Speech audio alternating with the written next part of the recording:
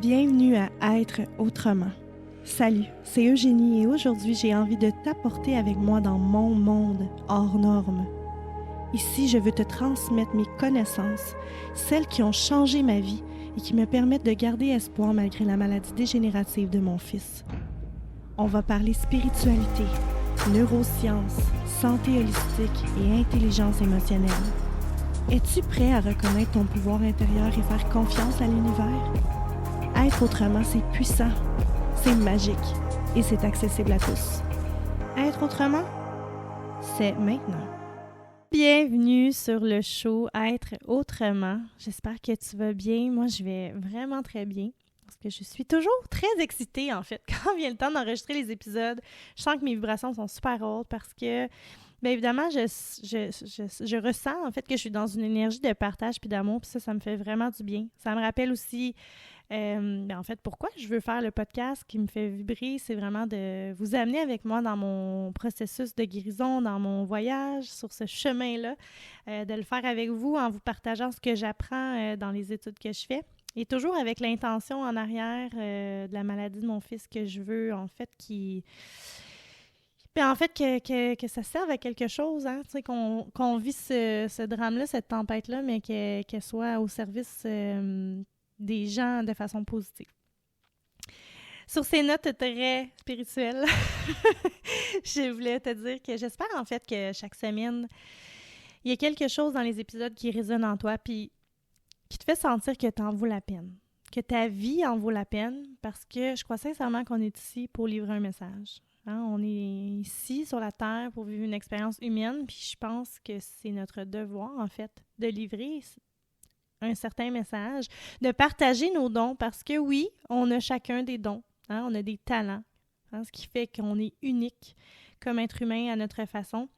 C'est on réussit à trouver les choses qui sont alignées à notre cœur, qui nous font vibrer, qui nous font du bien, puis qu'on peut utiliser ça au service des autres pour aider les autres. Je pense sincèrement qu'on va vivre dans une planète avec beaucoup plus de bienveillance et d'amour. Parce qu'on est tous unis et liés, les amis. Ben oui. Aujourd'hui, j'avais envie de parler avec toi, toujours dans le sujet du changement, parce qu'évidemment, c'est un sujet dans lequel je baigne toujours. Hein. Je veux vraiment vous amener avec moi dans mon chemin, mon processus, mon voyage de guérison, de quête, en fait, lié avec la maladie de Mason. Et je pense aussi que c'est un sujet qui est littéralement en effervescence, dans le sens où on cherche des différentes réponses ailleurs. Hein? On veut savoir comment mieux manger, comment mieux prendre soin de notre corps, vivre dans un bel environnement. Tu sais, on a eu beaucoup de prise de conscience après la pandémie, je pense, chacun de nous. Alors, on va continuer sur cette vague-là, si je peux dire ça comme ça. Je pense qu'on est dans une période de l'histoire où il ne suffit plus de savoir. Hein? Il faut savoir comment maintenant. Puis, pour vous mettre en contexte, je vais y aller avec l'information. Tu sais, l'accès à l'information, ça a amené plusieurs choses positives, tu sais. C'est ce qui a commencé à stimuler nos pensées, à amener des nouvelles idées. Puis au fur et à mesure qu'on apprend des nouvelles choses, bien, il y a des nouvelles connexions qui se font dans notre cerveau. Hein. Ça, c'est ce qu'on connaît, c'est ce qu'on sait. Mais en 2023, je pense qu'on est en train d'ajouter des nouvelles coutures dans notre cerveau. Hein. Une genre de tapisserie tridimensionnelle fait place dans notre esprit. Puis commence à faire fonctionner notre esprit d'une nouvelle façon, d'une nouvelle manière. Puis le tridimensionnel, si tu ne sais pas c'est quoi, en fait, c'est la réalité en 3 dimensions telle qu'on la connaît. Hein?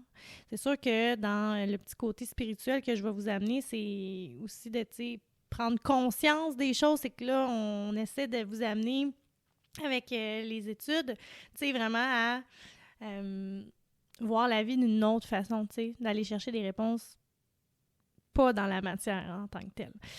Alors, la clé pour changer, ça serait donc d'appliquer ou de mettre en application ce qu'on apprend. Puis, appliquer puis personnaliser et faire quelque chose de cette information-là. Sortir du théorique, du philosophique, de l'intellectuel. Puis, ça va être inconfortable, là. Hein? On le sait. Le changement, c'est inconfortable. Mais je pense qu'on est aussi rendu là. Puis, si je restais dans mon inconfort, en fait, il n'y en aurait pas de podcast. Parce que moi, je me dis, bon, je suis qui pour parler de ces sujets-là? Qui a vraiment envie d'entendre mon histoire? Je sais pas, moi, comment parler devant un micro. Les peurs, l'ego, name it. Mais je le fais pareil. Parce que j'ai envie de changement, j'ai envie d'écouter ma petite voix, j'ai envie d'écouter ce que mon cœur me dit. Mon cœur me dit qu'il y a quelqu'un qui a besoin d'entendre mon histoire à quelque part. Alors, je le fais. Est-ce que c'est confortable? Non. Et dans cette ère d'information abondante, hein, on peut littéralement, aujourd'hui, avec nos téléphones, avoir de l'information presque n'importe où et n'importe quand. L'ignorance est un choix. Il y a tellement d'informations. C'est tellement accessible. L'ignorance est un choix. Et l'information qu'on a, ça crée des prises de conscience. Et la prise de conscience, c'est la conscience. Et on ne peut pas avoir de conscience sans énergie. Ça va ensemble, c'est comme une team, ces deux-là. Je ne sais pas si vous seriez d'accord de dire qu'il y a un changement énergétique dans le monde en ce moment. Hein? Les gens sont tellement informés que les anciens modèles, les anciens paradigmes commencent à s'effondrer. Que ce soit au niveau du modèle médical, politique, de l'éducation, le modèle religieux. Hein? On dirait qu'on n'est plus capable de savoir, de démystifier la vérité du faux. Le vrai du faux.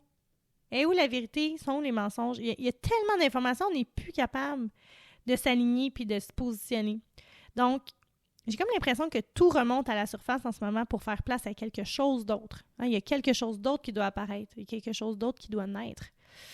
Puis je veux que tu réalises qu'en fait, tu n'as pas besoin d'être un religieux, un moine, un vegan ou quoi que ce soit d'autre à quoi tu penses pour faire ce travail-là de changement intérieur. OK? Tu dois seulement passer de la pensée à l'action pour être. Tu dois intégrer les connaissances pour créer une expérience. Pense à ta vie, OK? Si tu es coincé dans une émotion, par exemple, la frustration comme état émotionnel, mais tu ne peux pas penser au-delà de ce que tu ressens. Ça signifie que, normalement, tu penses au passé. Parce que ces émotions-là, c'est des archives, des résidus du passé. Pour changer, tu dois changer tes émotions. Il faut aussi une intention claire, dans une émotion élevée, pour commencer à changer ton énergie, puis commencer à changer ta vie. Puis il n'y a personne qui peut changer tant qu'il ne change pas son énergie. Alors, comment on fait pour sortir des émotions comme le ressentiment, la frustration, la culpabilité, name it, puis je connais ça, hein? Pour l'amener dans la joie puis la liberté. Comment on fait pour ressentir de la reconnaissance, de la joie puis de la liberté si l'expérience qu'on voudrait qu'il arrive n'est pas encore arrivée, elle ne s'est pas encore produite? La plupart des gens, on passe la majeure partie de notre vie à attendre que quelque chose de l'extérieur vienne enlever notre vide, notre douleur, notre ressentiment. Mais en fait, la réponse est à l'intérieur de toi. Puis, comprends bien que si tu es toujours en attente, toute ta vie, là, hein, ça va créer une séparation ou un manque. Et si on crée notre réalité avec du sentiment de manque, en fait, ben ça va conduire à certaines pensées qui ne sont pas très bonnes. Puis ça va créer aussi plus de séparation dans ta vie, plus de séparation ou vers ce que tu veux. Parce qu'on ne peut pas créer dans une situation de manque. Hein? L'état de manque, c'est un état de survie. Puis on en a déjà parlé. On ne peut pas créer quand on est dans un mode survie. Alors, comment on fait pour conditionner notre corps émotionnellement avant que les choses qu'on veut se produisent dans notre vie? La réponse que j'ai trouvée, qui se retrouve presque partout, c'est en fait qu'on doit rompre avec nos habitudes. On doit rompre avec soi-même. Au moment où on commence à se sentir entier, reconnaissant, la neuroscience dit que c'est là que la guérison va commencer. C'est au moment où on commence à se sentir digne, au moment où on commence à sentir qu'on mérite de recevoir mieux, d'avoir une plus belle vie. On le fait pas, hein?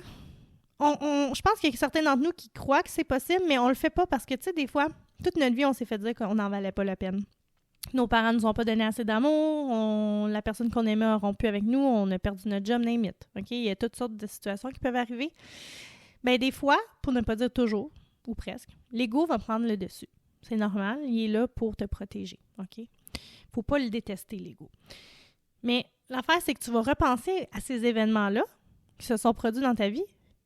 Et là, tu vas rester dans l'émotion du passé et tu vas être incapable de penser à ton futur.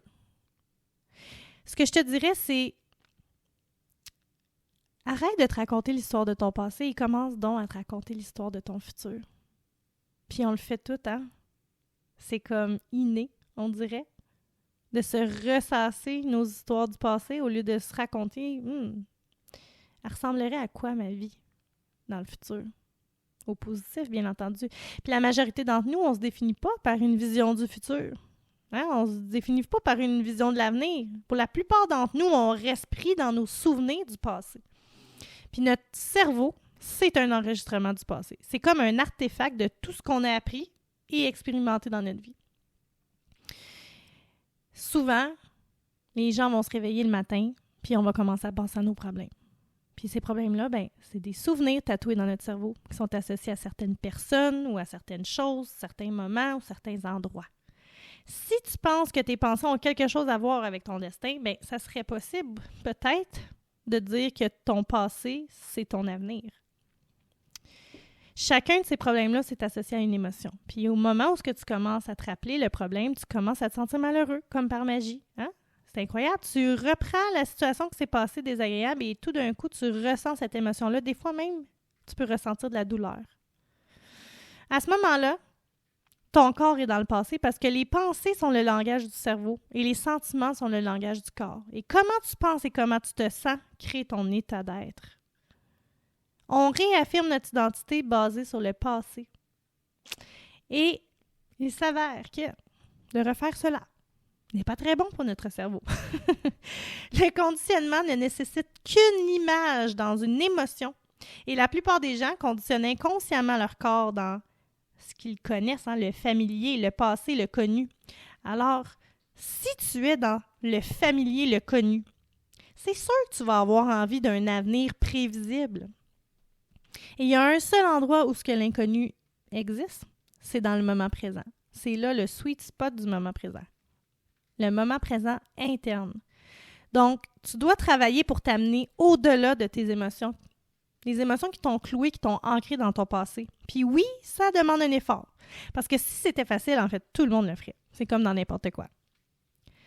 Dans le moment présent, si tu te demandes pourquoi tu es malheureux, pourquoi tu es frustré, pourquoi tu es rancunier, ton cerveau va associer cette émotion-là à un événement passé, à un souvenir, à travers un souvenir. Souvent, c'est parce qu'on a des fois rien à espérer de l'avenir. Donc, si tu n'es pas défini par une vision du futur, ça signifie simplement pour moi que tu es plus amoureux de ton passé que de ton futur. Puis là, écoute-moi bien, je suis passée par là. Je suis des fois encore là. OK? C'est à se rappeler tous les jours pour changer. Mais comment on fait pour sélectionner une nouvelle possibilité dans le futur?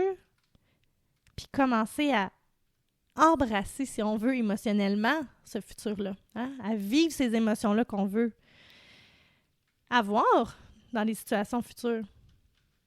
Il s'avère qu'il faut amener l'esprit inconscient pour qu'il croie qu'il vit dans cette réalité future-là, dans le moment présent. Hein? Il faut amener notre esprit à penser qu'il vit dans cette réalité future, dans le moment présent, ici, maintenant.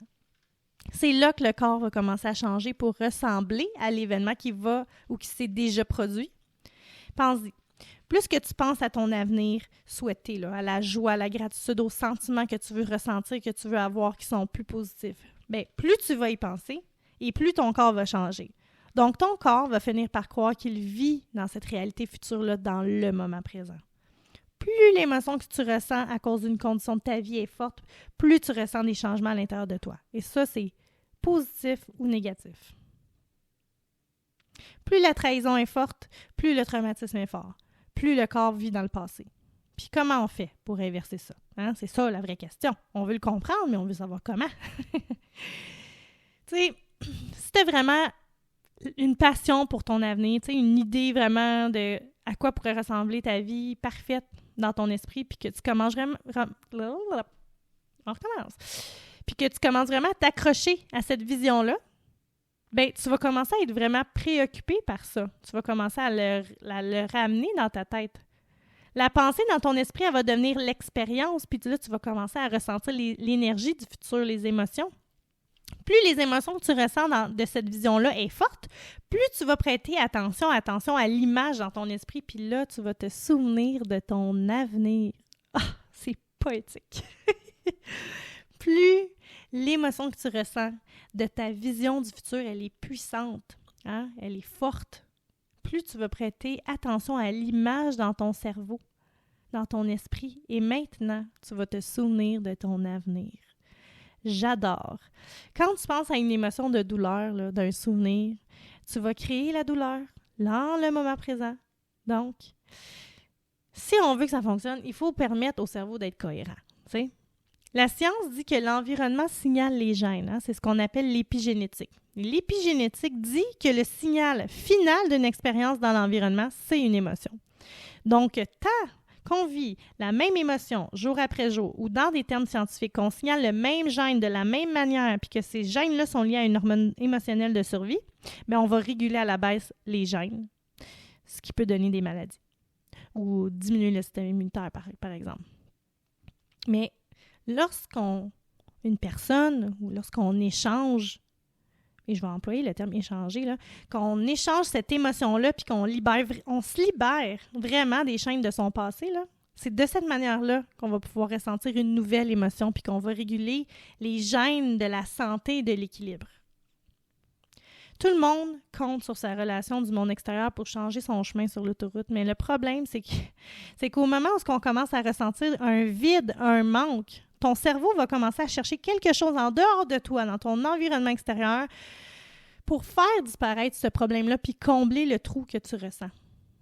Mais c'est que normalement, la stimulation qui est créée à partir de ces choses extérieures-là, ça donne au corps comme un signal de ruse, comme un hack de cerveau, tu comprends? Ça veut dire qu'en fait, la prochaine fois qu'on va vivre quelque chose de similaire, on va en vouloir encore plus. Le principe, c'est ça. C'est qu'on en a toujours besoin de plus la prochaine fois pour activer le signal dans le cerveau. On va vouloir une nouvelle voiture, puis là, on va trouver ça amusant, c'est bien le fun, c'est nouveau, puis là, ça va s'estomper, puis là, on va avoir le goût de quelque chose d'autre. Tu sais, comme si c'était jamais assez. Le sentiment de... On dirait que ce sentiment-là comment je pourrais dire, j'ai comme remplitude, ça se dit pas, là, un sentiment je cherche mon mot. Le sentiment d'être rempli là, de belles émotions, on dirait que ça disparaît vraiment vite. C'est tellement éphémère. Puis le sentiment de manque, lui, au contraire, lui, il disparaît jamais. Puis la seule façon que ce sentiment-là disparaît réellement, c'est quand on va commencer à changer nos émotions. Peut-être qu'on devrait tester nos convictions à ce sujet-là. By the way, je pense que c'est vraiment quelque chose qui nous concerne tous à un certain niveau. Et je commence aussi à réaliser à quel point on est conditionné à croire ou à quel point on est limité dans la vie, tu sais. C'est quoi ces croyances-là? C'est tellement des mauvaises croyances, tu sais. Pourquoi on serait né pour un petit pain? Pourquoi on ne pourrait pas vivre nos rêves? Pourquoi on n'est pas élevé comme ça? Même à l'école, pourquoi c'est pas ça qui est mis de l'avant? Vivez vos rêves, vous êtes capables, vous êtes bons, vous êtes créatifs, tu sais. Au fur et à mesure qu'on va décoller les couches, tu sais, dans notre cerveau, on va briser nos croyances. Au fur et à mesure, on va enlever nos pensées auto-limitantes. Puis là, on va expérimenter des émotions qui sont de l'autre côté. C'est là que le miraculeux va se produire. C'est quand on va être capable de briser ça, de briser ce cercle-là, d'enlever ces couches-là. Il faut être prêt à rester dans ce milieu d'inconfort-là assez longtemps pour réorganiser de l'ordre dans notre cerveau puis commencer à créer plus de cohérence. C'est comme ça qu'on va obtenir le recalibrage qui se produit dans notre cerveau et notre corps.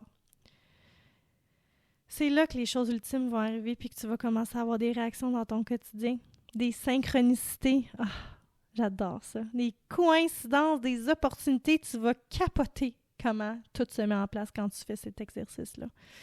Tu vas commencer à ressentir tout d'un coup que tu es au bon endroit au bon moment parce que ton énergie, elle est synchronisée. Quand ton cerveau et ton cœur est cohérent, tu es comme un laser d'énergie qui peut lire l'information. Si tu vis dans le stress, ton cerveau va déplacer ton attention d'une personne à un autre problème, vers une autre chose, vers un autre endroit où aller. OK? C'est important.